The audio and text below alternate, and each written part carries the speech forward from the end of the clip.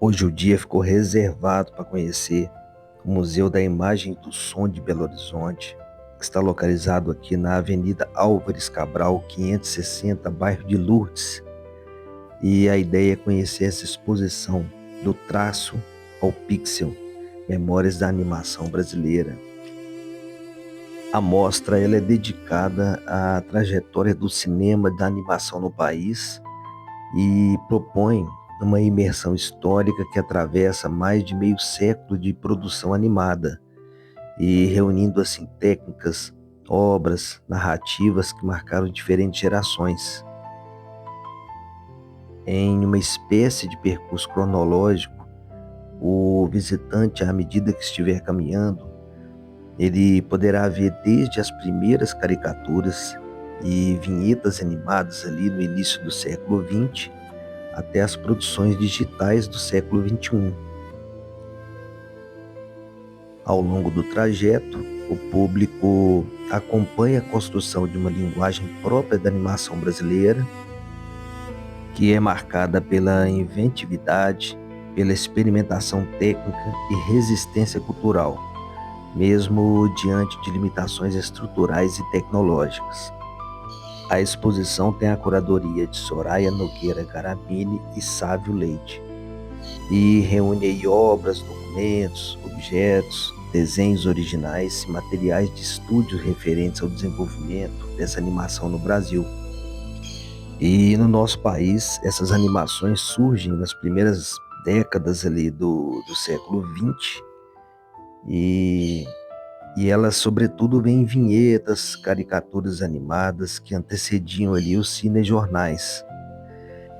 O curta O Kaiser, de 1917, de Álvaro Martins, é considerado o marco inicial do movimento animado no país. Nas primeiras décadas da animação, os personagens eram desenhados sobre folhas de nitrato de celulose, que era um material inflamável e quimicamente instável. E por volta de 1950, o nitrato foi substituído por acetato de celulose e assim foi reduzido esse risco de combustão, nos trazendo aí essa preocupação com a síndrome do vinagre, que era uma degradação que libera o ácido acético e pode contaminar materiais próximos. A técnica de produção então gerava centenas de folhas por obra. A partir de 1940, cineastas pioneiros se aventuraram então mais no campo da animação, e em Minas Gerais pode ser destacado Humberto Mauro, Higino Bonfioli e Anélio Latini Filho. Veio, portanto, as décadas de 60 e 70 e a televisão transformou a animação brasileira, e assim surgiram os comerciais que exigiam produções rápidas e estéticas simplificadas, mas que serviram também de espaço para novas linguagens. Entre os nomes centrais no período temos Roberto Miller, que realizou o Átomo Brincalhão em 1961, e os longas coloridos Presentes de Natal de 1971, de Álvaro Henrique Gonçalves, e Piconzé, que é esse que nós estamos vendo agora, de IP Nakashima. Ele era japonês, radicado no Brasil, e destacou-se com Piconzé em 1972, que foi o primeiro longa colorido da animação brasileira. Sua produção é exemplo de como a animação brasileira soube unir agricultura popular, experimentação técnica, e ao mesmo tempo que lutava ali contra a precariedade de recursos. Então existem nessas gavetas diversas experimentações que IP Nakashima fez ao longo de seus estudos para que pudesse complementar, colocando em produção o seu filme Piconzé. E dessa forma a produção animada ela foi se expandindo em festivais e premiações, e artistas passaram a explorar materiais diversos, da película ali riscada, a areia e a tinta. E assim foi consolidando a animação como um campo de experimentação artística. E à medida que vai percorrendo aí os espaços da exposição, o visitante ele pode abrir essas gavetas, ver os desenhos originais, entender um pouco uma lógica do caminho que ocorreu para a confecção daquele trabalho específico naquela época, naquela década, e vai aprendendo um pouco mais. As mulheres também têm seu espaço na animação e no ambiente acadêmico. A professora mineira Maria Amélia Palhares, ativa ali no audiovisual desde os anos 70, ela foi um grande destaque como pioneira no ensino de técnicas de animação. Ela participou do núcleo da animação da Escola de Belas Artes da UFMG e formou diversos cineastas de cena nacional. Tânia Naia foi aluna aí do curso e consolidou-se como uma das primeiras mulheres a conquistar o reconhecimento no campo da animação. E com os curtas Mu, de 1989, e Balançando na Gangorra, de 1992, ela conseguiu impulsionar sua trajetória internacionalmente. Novas gerações foram surgindo e podemos destacar aí Miriam Rolim, Fernanda Salgado, Maria Leite, Jane Carme Oliveira e Juliana Danza. Na década de 1980, nós tivemos a marcação aí, a consolidação de estúdios e o profissionalismo da animação no Brasil.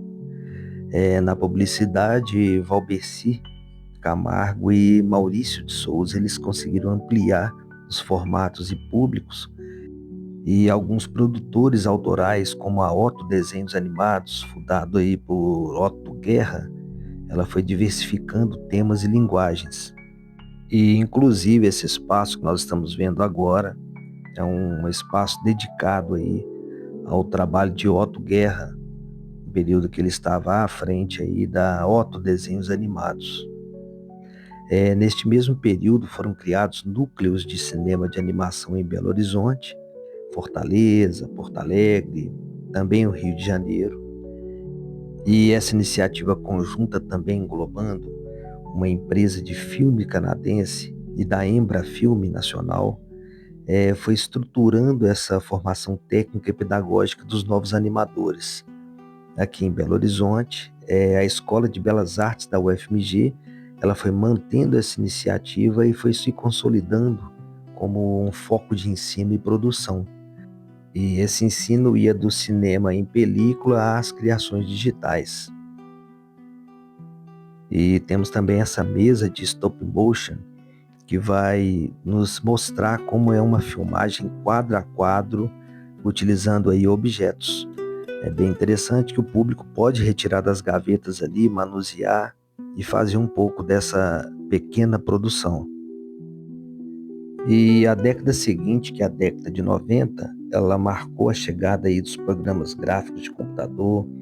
Técnicas tradicionais foram ganhando nova vida com o apoio de tecnologia. E no stop motion, softwares de captura, eles passaram a permitir essa visualização em tempo real do material já registrado, e com isso foi facilitando essa fluidez da animação quadro a quadro. Os anos foram caminhando, chegando nos anos 2000, e a animação brasileira ela deu um grande salto em qualidade e reconhecimento. E a passagem do traço ao pixel, ela foi sendo ampliada a sua produção, e que agilizou esses fluxos e abriu novas frentes de trabalho. Foram surgindo aí estúdios de computação gráfica 3D, com a Start Anima, que é responsável aí pelos longas O Grilo Feliz, foi lançado em 2001, e O Grilo Feliz e os Insetos Gigantes foi lançado em 2009. O 3D ele foi se consolidando como um padrão para grandes projetos, enquanto a cena ali independente ela foi seguindo diversa. Em paralelo, a preservação tornou-se esse desafio, né, que eram obras nascidas digitais ali, obras digitais que dependem de mídias, de softwares, sempre sujeitos à obsolescência e com esse risco também de falhas no armazenamento e eventuais apagamentos de metadados. E por essa razão que há sempre a pergunta em o que pode ser feito para não perder mais memórias da animação brasileira. em razão dessa tecnologia digital que nós vivemos nos tempos de hoje.